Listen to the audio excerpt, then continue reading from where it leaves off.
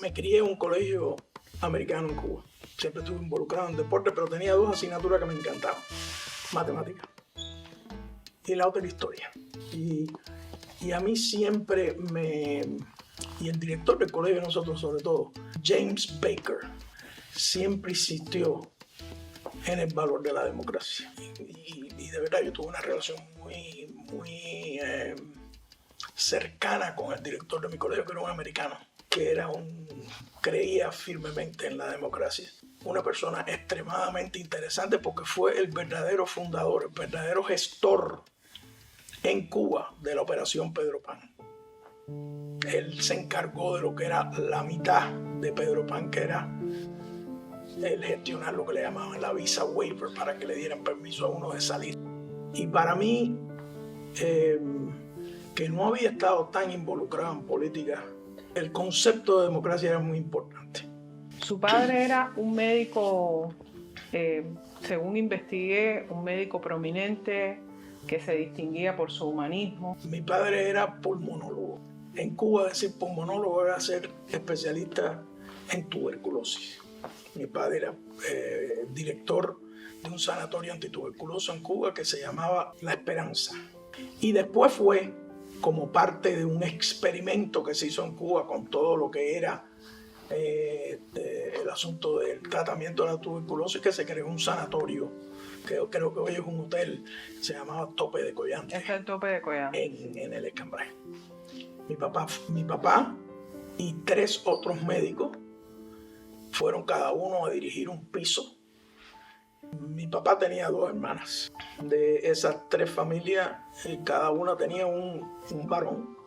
Y nos decían los 3 tomos, porque yo era el tomo más chiquito, tenía 17, 18 años. Después venía uno 20 y algo, y el tercer primo que tenía 33 años, la misma de Fidel, y que bajó de la sierra con Fidel.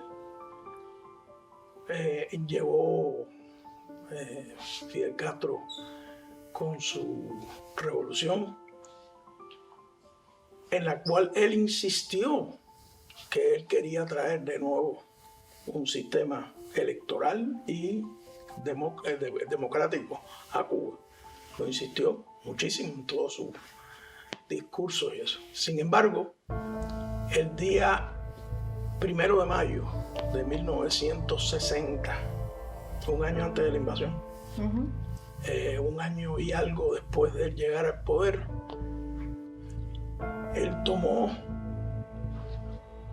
el primer acto público de declararse, a mi pobre entender, como dictador, en cual él declaró elecciones para qué. Entonces, cuando usted salió de Cuba, que vino para Estados Unidos a sus cortos 19 años, ya venía convencido de que por lo menos lo que se estaba gestando en Cuba no era lo que usted quería para su vida. Correcto. Sí, correcto. No venía con la intención de unirme a nada específico.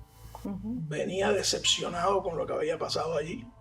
¿Qué tiempo llevaba usted viviendo aquí en Estados Unidos cuando se involucra? Yo llegué aquí en octubre del 60.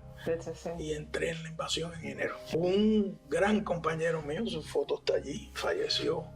Ya que los dos nos fuimos al mismo colegio, nos criamos juntos. Rolando Rodríguez Márquez, mi íntimo amigo.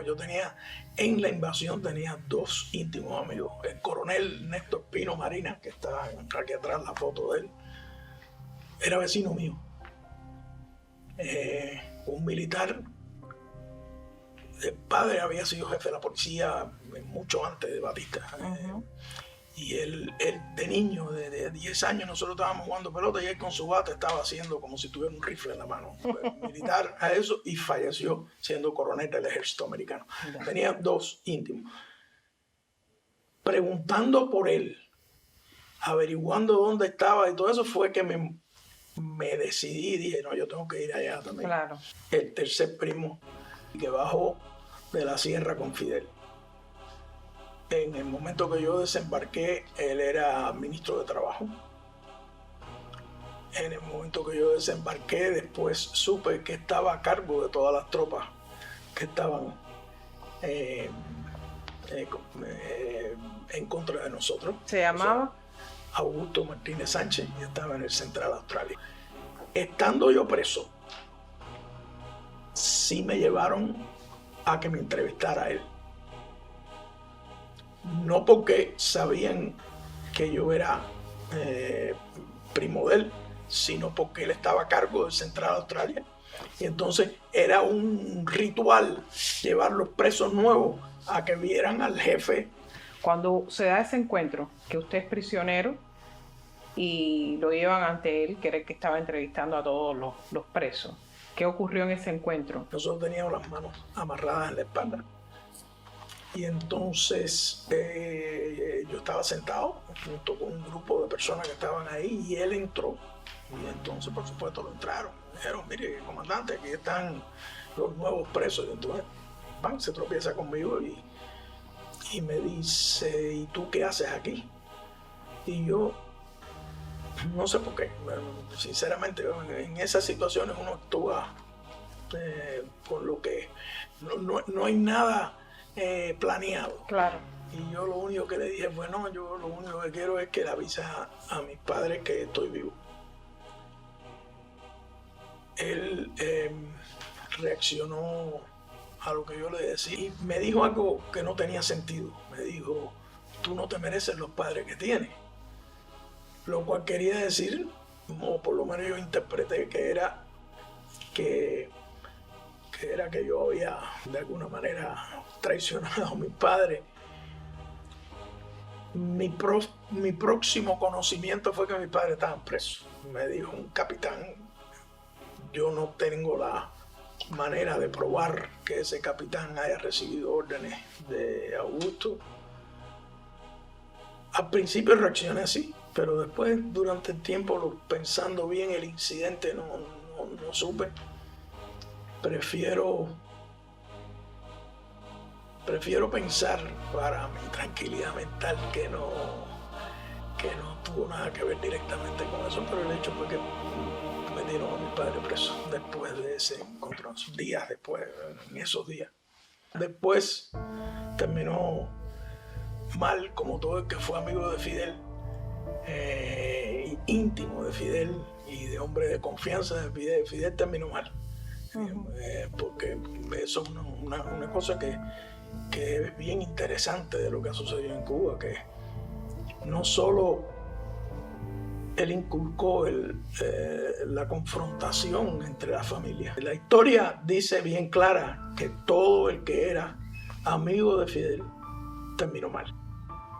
Terminó mal primero Fran País, Camilo Cienfuegos, el Che Guevara. Fusiló a Sorí Marín, lo fusiló, después de prometerle a la madre que no lo iba a fusilar, por cierto. Siempre se habló de Abrante. Después, mucho más adelante, Ochoa. Todo el que estuvo cerca de Fidel Castro terminó mal, menos su hermano. ¿Cuántos años cumplió de cárcel? 20 meses. ¿Qué recuerdos guarda? Yo no puedo describir el tratamiento como abusivo, pero sí un tratamiento que estaba dirigido a afectar nuestro estado mental. En principio, Fidel Castro escogió el iniciar una negociación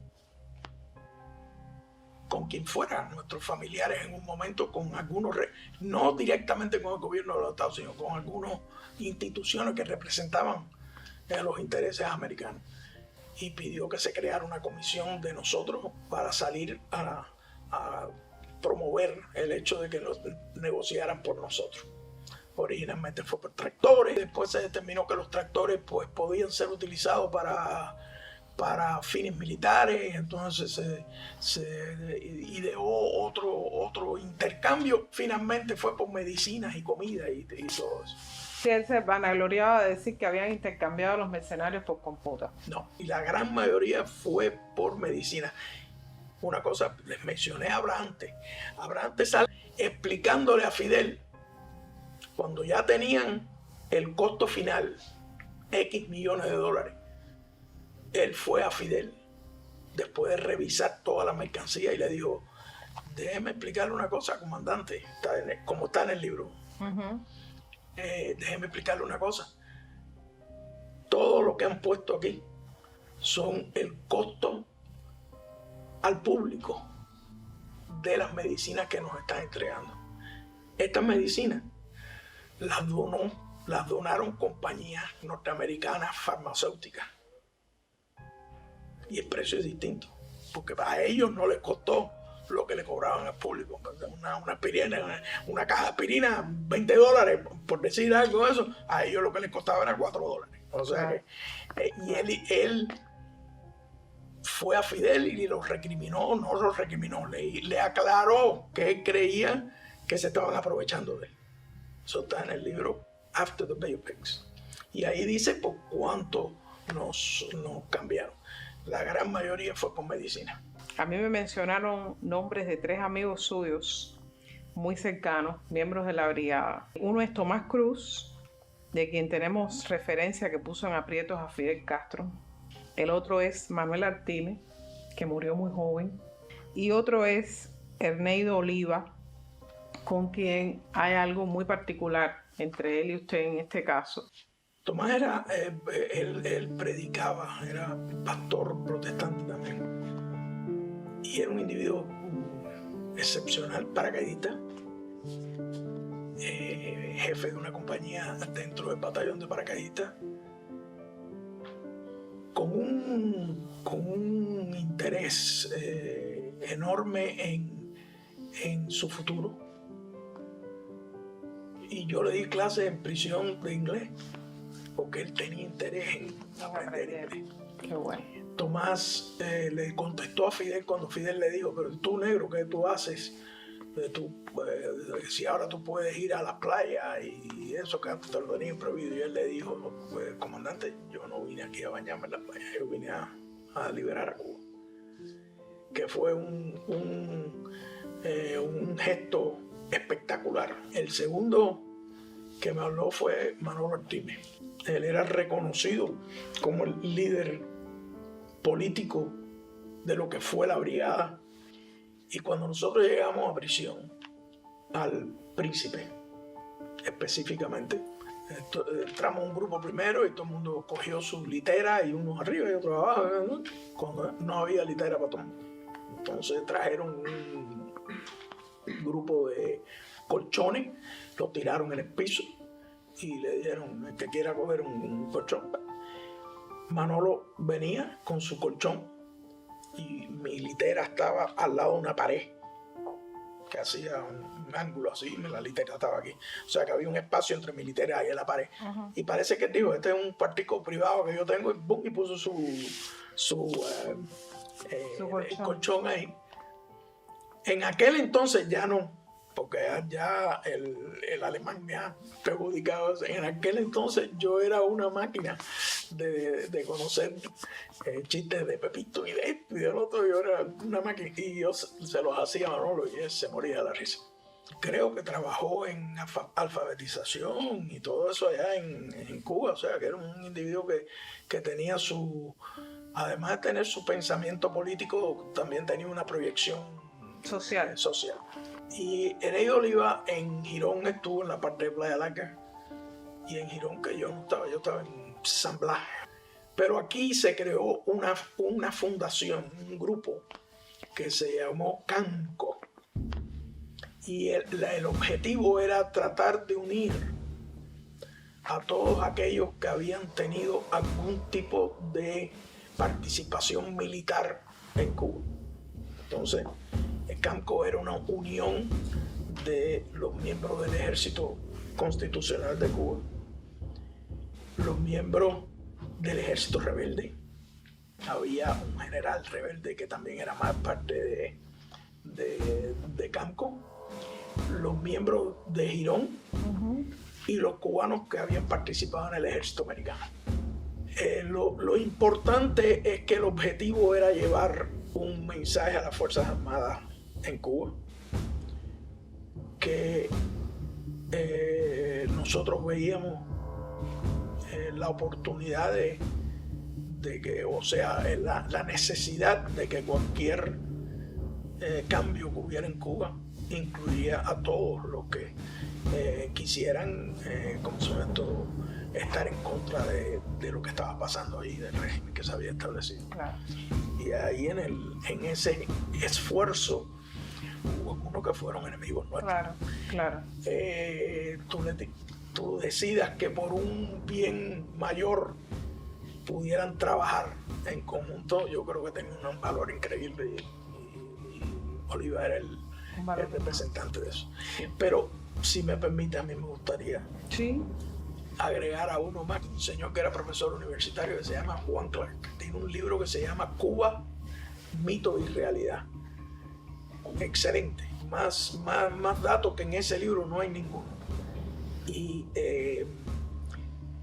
Pero Johnny tenía, junto con el que les está hablando, teníamos la obsesión de destruir el concepto de que nosotros íbamos allá a acabar con aquello y que éramos agentes monetarios del gobierno norteamericano. No, nosotros éramos muchachos con ideales que fuimos a tratar de devolverle a nuestra patria lo que todos en algún momento le prometieron y después lo votaron, ¿no?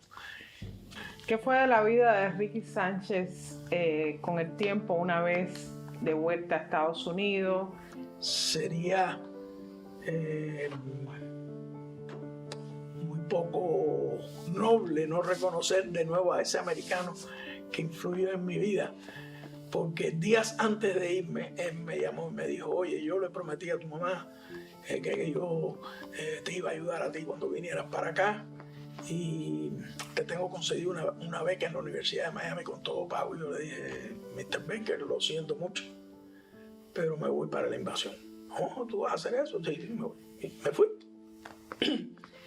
Cuando yo regresé de Girón, que llegamos al Dinner Key Auditorium, mi señora, la que era mi novia en aquel momento y ahora es mi señora de hace 58 o 58 años cumplimos, me estaba esperando. Y al lado de ella estaban los dos hijos de ese señor para decirme que mi beca me estaba esperando. Que yo creo que es sensacional. Por lo menos para mí es algo indicativo del valor humano que tenía este señor. Tampoco la acepté. ¿Por qué no la aceptó? Se nos presentó la oportunidad de entrar en alguna fase del ejército americano. Y algunos teníamos la oportunidad de entrar en la escuela de oficiales. Yo me fui de aquí para Filadelfia, que era donde vivía mi novia, totalmente sin saber qué iba a hacer, en espera. Había quedado con Néstor que me avisara cuando llegara esa oportunidad de ir al ejército.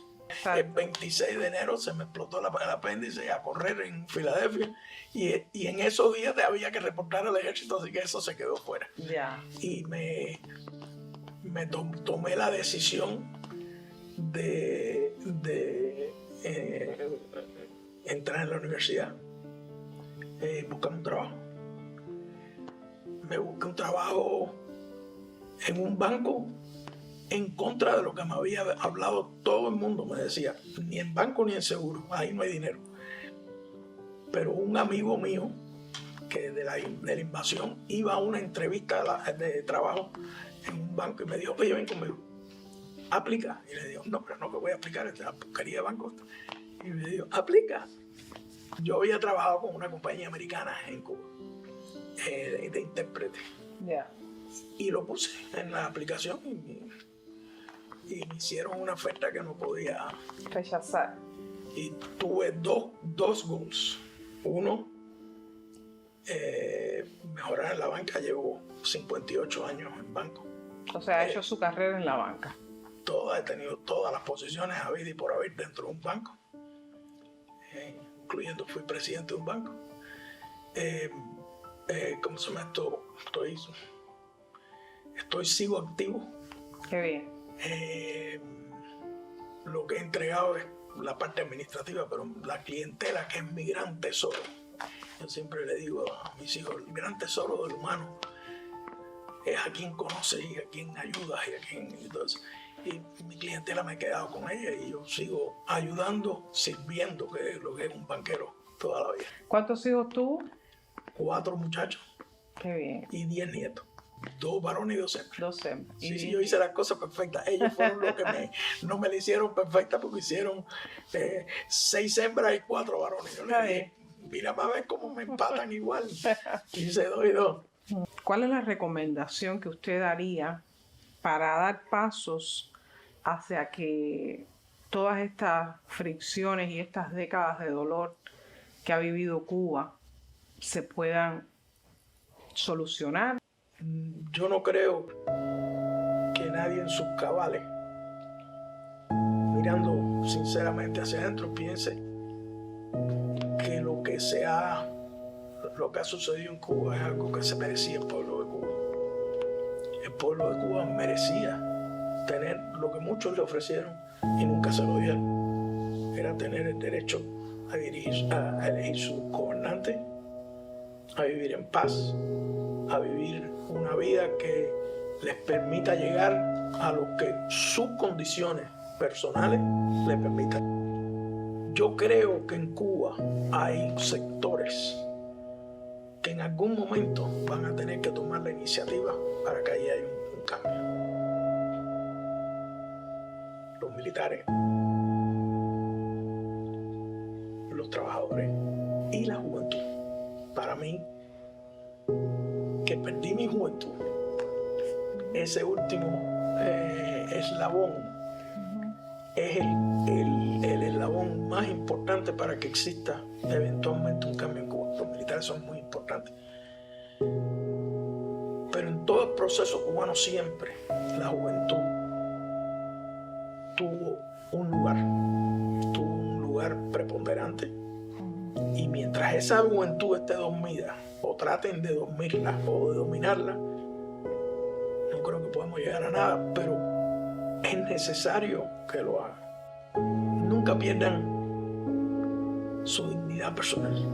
Nunca permitan que ningún gobierno, ni ninguna teoría de gobierno permitan que le quiten a usted la capacidad de pensar en ser algo más. Y eso es lo que el comunismo destruye.